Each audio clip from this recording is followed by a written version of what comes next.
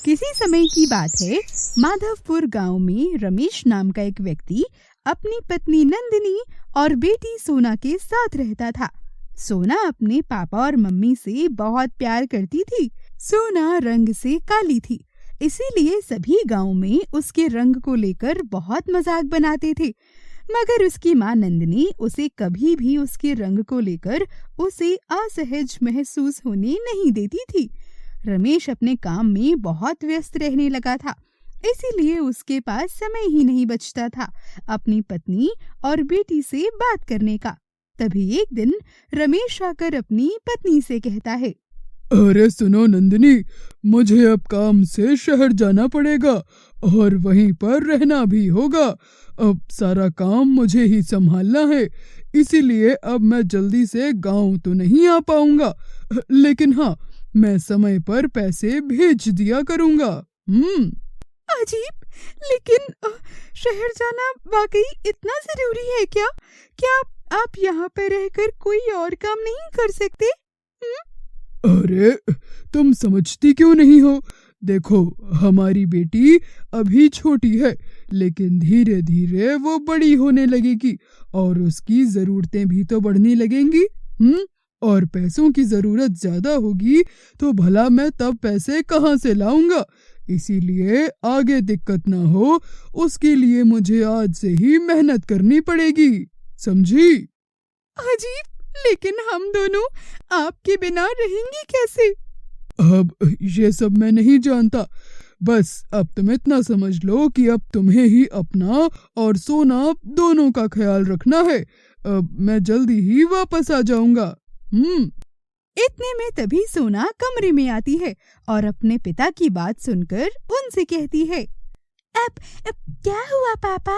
आप कहाँ जा रहे हैं हम लोगों को छोड़कर? क्या आप हमें भी अपने साथ नहीं ले जा सकते? अरे बेटी, मैं दरअसल काम के सिलसिले में बाहर जा रहा हूँ, जल्दी ही वापस आ जाऊंगा। तब तक तुम अपना और अपनी माँ का ख्याल रखना। ठीक है पापा, लेकिन जब आप वापस आना तो मेरे लिए बहुत सारे खिलौने लेकर आना, क्योंकि कोई भी मेरे रंग के कारण मेरे साथ खेलता ही नहीं है। फिर मैं उन्हीं खिलौनों के साथ खेलूंगी। ये सब लोग गंदे हैं, मुझे मेरे काले रंग की वजह से बहुत चिढ़ाते हैं। अब ठीक है बेटा, मैं तुम्हारे लिए बहुत सारे खिलौने लेकर लौटूंगा। तुम बस अच्छे से पढ़ाई करना और हाँ, अपनी माँ को बिल्कुल तंग मत करना। ठीक है पापा, बिल्कुल। ऐसा कहकर वो शहर के लिए निकल जाता है। अब सोना और नंदिनी दोनों अकेले ही रहने लगे थे। सोना जब भी गांव के बच्चों के साथ जाकर खेलने की कोशिश करती तो गांव के बच्चे उसके काले रंग की वजह से उसे अपने साथ नहीं खिलाते थे और उसे वहां से भगा देते थे। एक दिन तभी सोना अपनी माँ से कहती है, माँ, पापा कब आएंगी मेरे लिए खिलौने लेकर? देखिए ना, यहाँ कोई भी मेरे साथ खेलना नहीं चाहता। बेटा, तुम्हारे पापा जल्दी ही आ जाएंगे, तुम बिल्कुल भी फिक्र मत करो। वो जब भी लौटेंगे तुम्हारे लिए बहुत सारे खिलौने लेकर आएंगे। देखते ही देखते समय बीतता जा रहा था। रमेश अपनी पत्नी के पास शहर से पैसे भेज दिया करता था, मगर अब कुछ महीनों से पैसे आना भी बंद हो गए थे। दोनों के पास अब खाने के लिए भी पैसे नहीं बचे थे। इसीलिए नंदिनी ने अब खुद काम करने का फैसला किया था। उसने सोचा था कि वो काम करके अपनी बेटी को पालेगी। एक दिन तभी लेकिन अचानक से नंदिनी की तबीयत बहुत खराब हो जाती है। दरअसल उसे लकवा मार जाता है और अब वो चल फिर तक नहीं सकती थी। नंदिनी भी अब बड़ी हो चली थी। अरे बेटी, मुझे तो समझ नहीं आ रहा कि अब मैं क्या करूं। अरे अब तो मैं चल फिर भी नहीं सकती और तेरे पापा की भी कोई खबर नहीं है। जब से गए हैं एक बार भी हमसे मिलने नहीं आए। अब कोई बात नहीं माँ, तुम्हारे बदले अब से मैं काम पर जाऊंगी, तुम बिल्कुल भी चिंता मत करो। इतने में तभी सोना के घर की घंटी बजती है।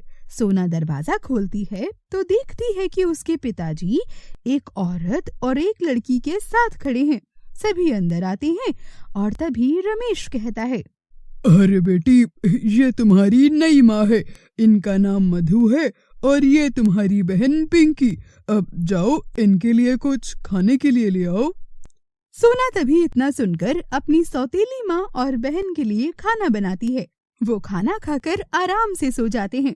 नंदिनी को इस बात से बहुत दुख होता है कि उसके पति ने दूसरी शादी कर ली, लेकिन अब बेचारी कर भी क्या सकती थी। जो उसके भाग्य में लिखा था वही हो रहा था।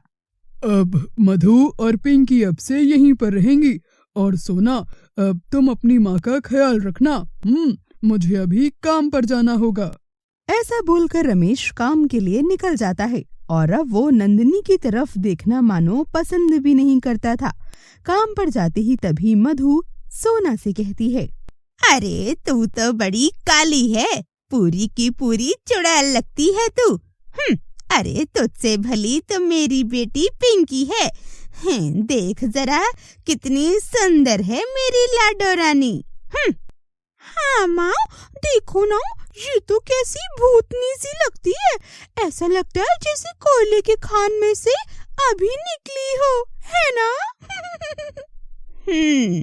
चल जा, अब हमारे लिए कुछ बना कर लेकर आ। और हाँ, कपड़े भी पड़े हैं, उन्हें भी धुल देना, समझी? सोना तुरंत खाना बनाकर घर के सारे काम खत्म करके उनके कपड़े धुल देती है। अब रोज रोज ऐसा ही होने लगा था।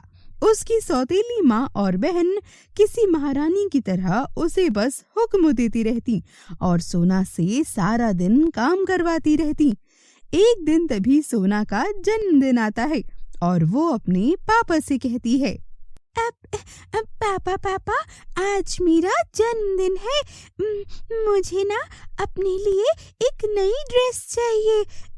क्या आप मेरे लिए ला देंगे?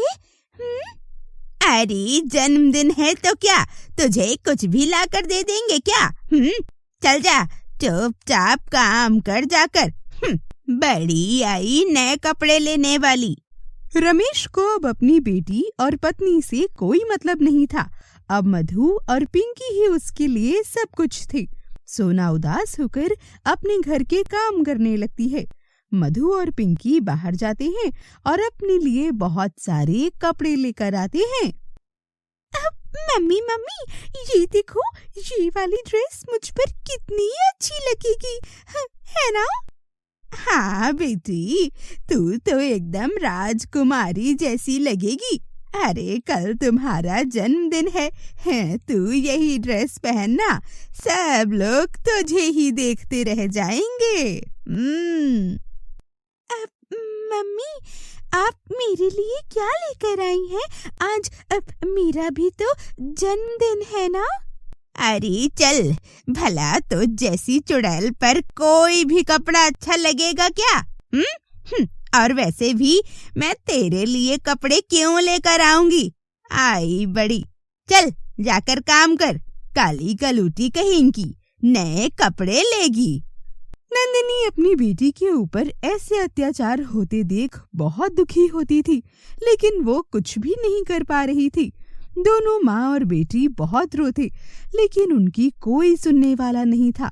और देखते ही देखते गम में डूबकर एक दिन नंदिनी की मौत हो जाती है और सोना अपनी माँ के लिए बहुत रोती है।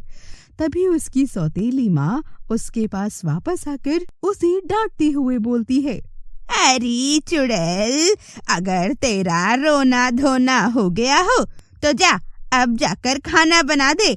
बहुत जोरों की भूख लगी है हमें, कब से यहाँ बैठकर बस नौटंकी पे नौटंकी किए जा रही है। मम्मी, आप ऐसे क्यों कह रही हैं? वो मेरी माँ थी। अरे तो माँ थी तो क्या करूं, आरती उतारूं?